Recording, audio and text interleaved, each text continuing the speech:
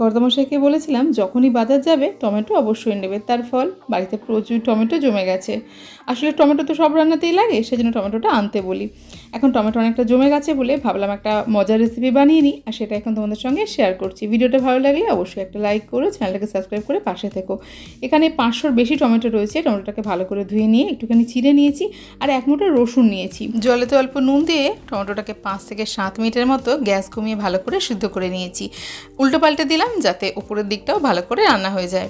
এখন ঠান্ডা করে নিয়ে খোসাগুলোকে ছাড়িয়ে নিচ্ছি। যেহেতু চিড়ে দিয়েছিলাম সেই জন্য খুব সহজেই খোসাগুলো আলাদা করা যাচ্ছে। আমি কিন্তু জলটা নিইনি, শুধুমাত্র রসুন আর টমেটোটাকে মিক্সিং গ্রাইন্ডারে ঢেলে দিয়েছি। তার সঙ্গে দিয়েছি 1 চামচ কাশ্মীরি লঙ্কার গুঁড়ো। বেশ কিছুক্ষণ মিক্সিটা চালিয়ে নেবার পর একটা স্মুথ পেস্ট রেডি হয়ে গেছে। ভালো করে ছাঁকনি দিয়ে ছেঁকে নিয়েছি সমস্তটা। এখন কিন্তু জলটাও অ্যাড করে দিয়েছি। অল্প একটুখানি দানায় শুধু ফেলা গেছে, বাকি পুরোটাই এতে চলে এসেছে। এখন এতে অল্প একটু পিৎজা সিজনিং দিয়েছি, এতে এর ফ্লেভারটা ভালো আসবে। দিয়েছি 1 চামচ ভিনিগার, পরিমাণ মতো নুন আর মিষ্টি দিয়েছি। এটা কিন্তু তোমরা টেস্ট করে সেই অনুযায়ী অ্যাড করতে পারো। দারচিনির কাজ শেষ, এটাকে তুলে ফেলে দিয়েছি।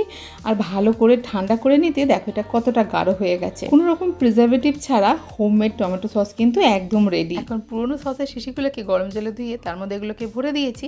এখন এগুলো মার্কেটিংয়ের জন্য একদম রেডি।